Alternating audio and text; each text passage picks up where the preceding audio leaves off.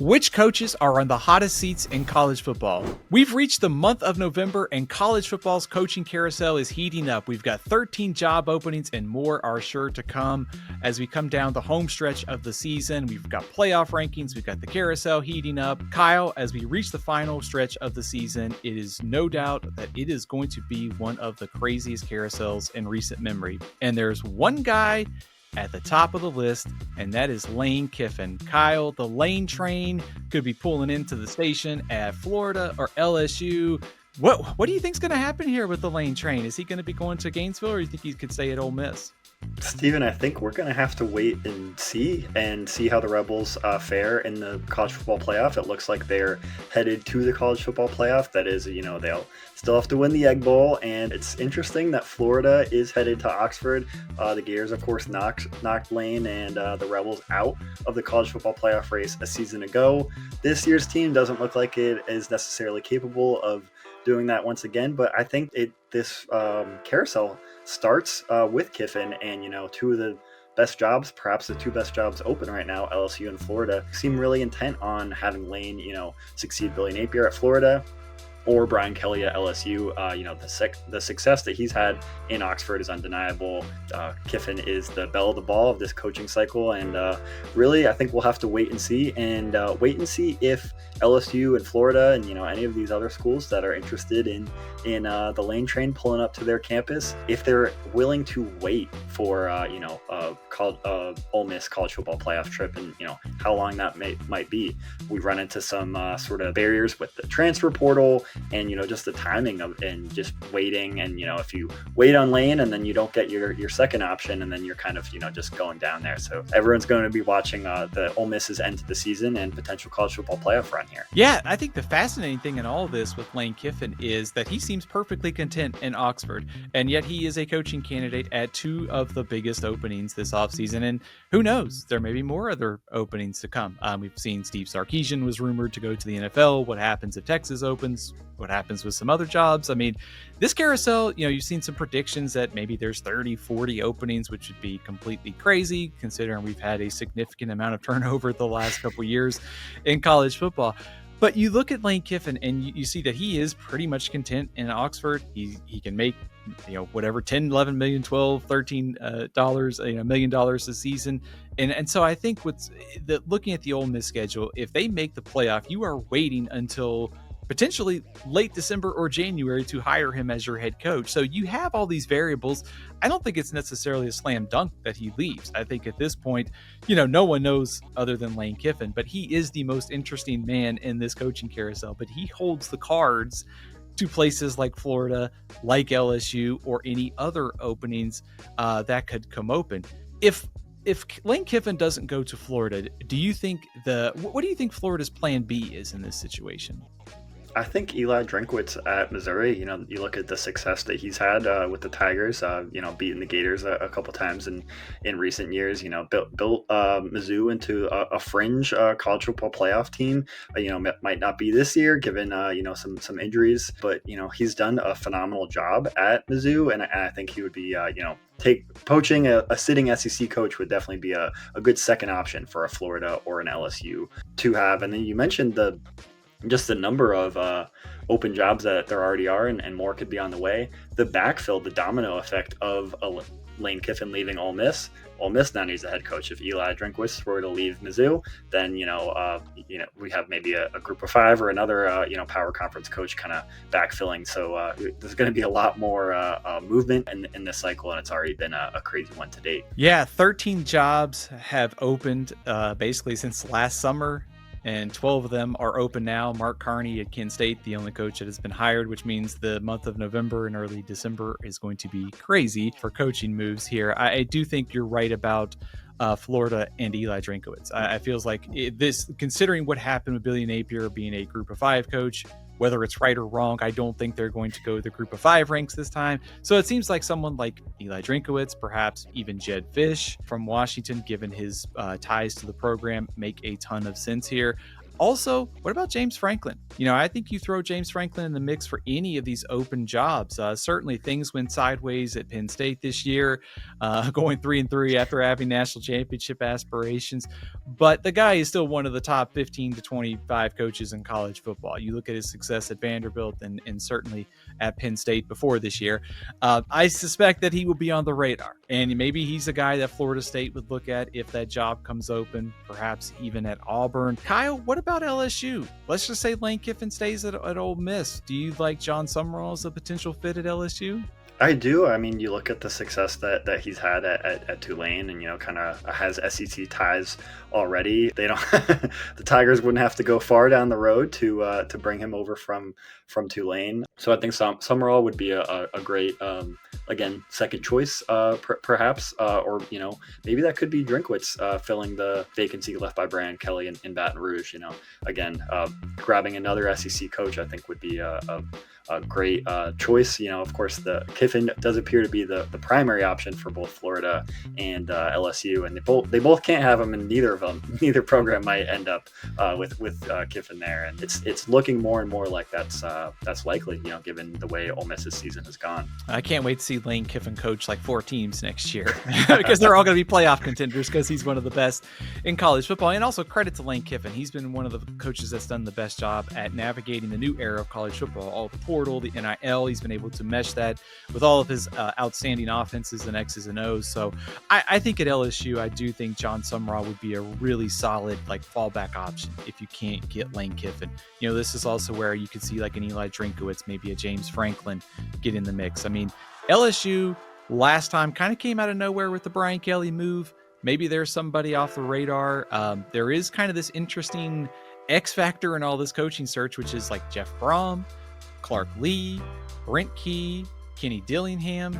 They're all at their alma maters and they're doing very well. It's kind of a rare scenario to see multiple coaches who are at their alma mater, places that maybe don't necessarily contend for the playoff in this. Obviously, we're in a new era, but do those guys want to leave? And I think that's kind of a question that if I'm LSU or Florida, I'm calling Jeff Brohm, aren't you? To see if he's interested, even if he's at his alma mater? Certainly, I think the success that Brohm has had at Louisville, bringing in kind of these plug and play transfer portal quarterbacks. You mentioned, of course, Kiffin's the portal king, but Brohm has gotten some great quarterbacks and gotten the most out of these offenses. You look at what Louisville has done in the last couple of years.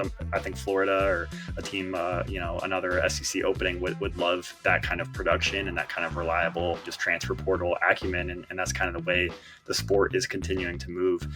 I do think it will be tough to pull some of these coaches who, that's home, and I think you really need a compelling offer to pull a coach away from their alma mater. But gonna have to see. I think Brohm is definitely a name that has not come up enough sort of in this cycle, and I think he's would be a great candidate. So sort of the same for Franklin. I think maybe a fan base might not be as excited in the moment about the Franklin hire, but he won a lot of games at Penn State. Of course, he didn't always win the big ones, but winning 10 games at a power conference school, a Big Two, in the Big Ten or the SEC. I think that a lot of these programs with openings right now would certainly take that. Florida has been several years since that last 10-win season. So again, the fan base might not be all that thrilled, but it might end the not so splashy hire might end up being the right hire in the long term. Yeah, Jeff Brohm, I think, brings back memories of watching Steve Spurrier and the fun and gun offense. What he could do offensively. So a lot of Florida fans would probably like to see some offense after watching Billy Napier's, let's just say, archaic offense at times down there in Gainesville. But I think as we're talking through these candidates, Kyle, the thing that's interesting to me is Florida, LSU are both looking probably in the same coaching pool. These are the two best jobs that are open right now. So they're both after Lane Kiffin. If they don't get Lane Kiffin, you go to the next pool. It's Drinkwitz, it's James Franklin, it's a John Summerall. Then you get into that question of the alma mater guys. It's going to be hard to pull some of those guys away. So we're getting to scenarios. If you're not getting Kiffin, you're not pulling the alma mater guys away. You're really working your way down the list, which brings us to Auburn. Finally getting rid of Hugh Freeze. Speaking of somebody who had some offensive issues the last couple of years, trending towards their third straight season, a guy that was brought in to play some entertaining style of offense. Definitely not so much this year after that 10-3 pillow fight there with Kentucky on Saturday. I think John Summerall's the got to be the front runner here, don't you? I think so, and that would kind of get, I guess you could say, Auburn fighting for a different coach than LSU and Florida. Like you said, Summerall is a name that's come up, and Kiffin as well. But I think Summerall makes a lot of sense for Auburn, kind of not going with the splashiest hire, but I think what he's built at Tulane, and again, having the SEC ties, I think that really matters for some of these openings. And I think he would have some success on the Plains and, just maybe end that drought of losing seasons that the Tigers are sort of mired in here. I think the biggest thing for Auburn is, we saw this with Texas A&M. They hired Mike Elko, and I think Mike Elko is just kind of a blue collar coach. He's not going to win, maybe not necessarily going to win you the press conference anytime, but that's not what you're trying to do. You need somebody who can take all these good things. Auburn's got talent, they've got facilities, they've got the resources. They just need somebody who can come in, take all of that, and win a lot of games. And John Summerall, I think he's kind of cut from the same mold. He's an Alabama native. He played college ball, Kentucky. He's an assistant before at Ole Miss in Kentucky. The guy understands the SEC. So I think it would be a great fit there. Also think we should mention in terms of SEC jobs, Arkansas is really interesting because maybe this is a place where James Franklin could go because what if he doesn't get the job like Florida, LSU, Florida State doesn't come open? Arkansas is a really attractive job. There's a lot of fan support in that state. There's a desire to be a winning program. And we saw Sam Pittman have some success, but wasn't able to sustain it. Speaking of Franklin's old stomping grounds up there at Penn State, Kyle, let me throw two names by you for this job. I think Matt Campbell at Iowa State is a name to watch here, especially after Kirk Zanetti and Matt Rule both got contract extensions. And I would also throw out Bob Chesney from James Madison as a coach to watch here. Yeah, I think Bob Chesney, the ties to the Northeast really makes sense, having come over from Holy Cross and having backfilled for Cignetti, at JMU. The Dukes have become instantly one of the best teams in the Sun Belt, making that transition from the FCS to the FBS seamlessly, and the transition from Cignetti to Chesney seamlessly. So I think, again, Chesney might be a coach that won't win you the press conference, but, is a young up and coming head coach, who can, navigate this new era of college football quite well. And, honestly, the Dukes could be a sleeper college football playoff team, depending on how things sort of unravel in the American. That'd be a long shot. Maybe a team's waiting on Chesney too, this late in the cycle. Yeah, the funny thing about Bob Chesney is that he reminds me of Kirk Cignetti to some extent because he's won at every level. He's won at a lot of lower levels. He was winning at Holy Cross before he went to James Madison. And I think a coach like that, we've seen it with Lance Leipold, who's now at Kansas. If you're winning at different levels of ball and you move up to the FBS and you keep winning, that's a sign I think you're a pretty good coach. And I think Chesney, especially at James Madison, keeps winning. There is a chance that he is moving up the ranks. Also should throw Alex Golish in this discussion too. Great job at South Florida. They got a chance to make the playoff. Eric Morris at North Texas, another coach on the rise. Ryan Silverfield at Memphis. The Americans got a lot of coaches that could be looking to move up. Perhaps, Kyle, some jobs that could come open. I would suggest that Mike Norvell at Florida State is sitting on the hottest seat in college football. Is that fair? I certainly think so. Just the way that this season has sort of unfolded, and the way that it started, I think that just lies in stark contrast to where things are now. Having that win over Alabama, you say, okay, Florida State's back. Last season was a fluke.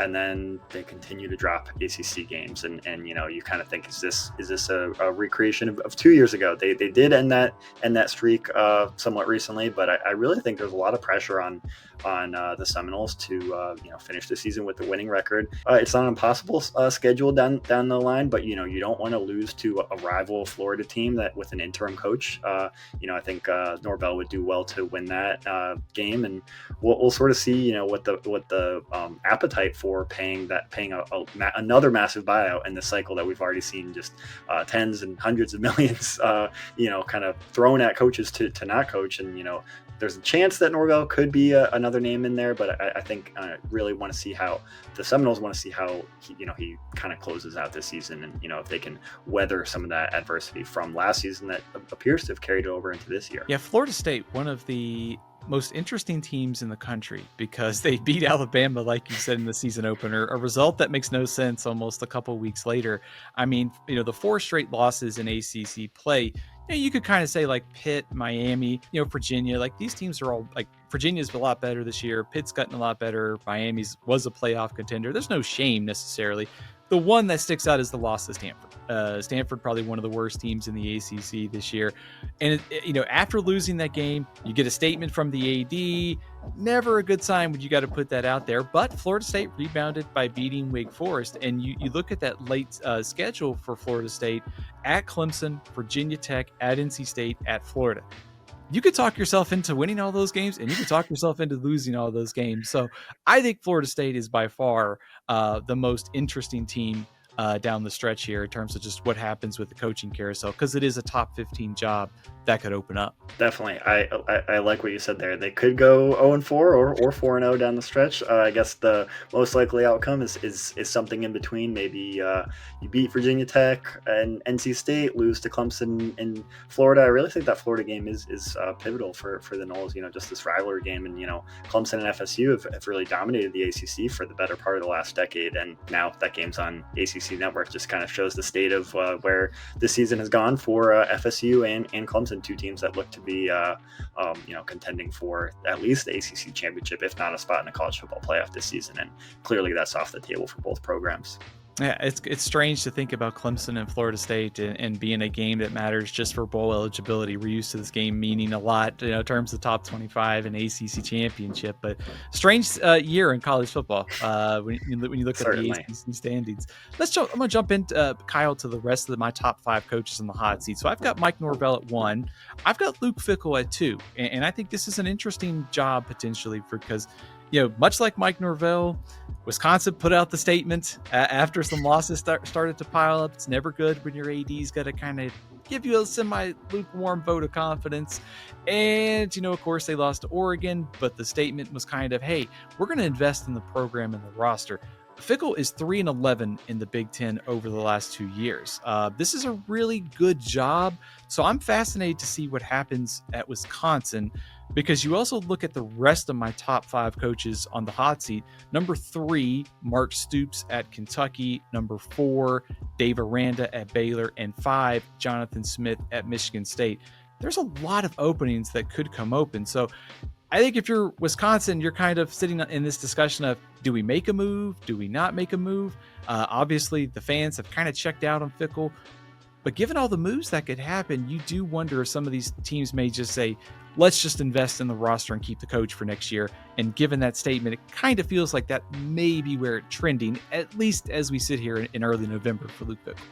Right. Yeah, that's definitely part of the calculus. I think, in parting ways with a coach is wanting to swim in the same coaching cycle as all of these power conference coaches. Like we said, not all of these schools can hire Lane Kiffin, and Wisconsin, if there were to be an opening, would be a little bit further down the line than the Florida's, LSU's and Penn State's. You look at the end of season schedule though for Wisconsin: Washington, at Indiana, Illinois, at Minnesota. They could go 0-4.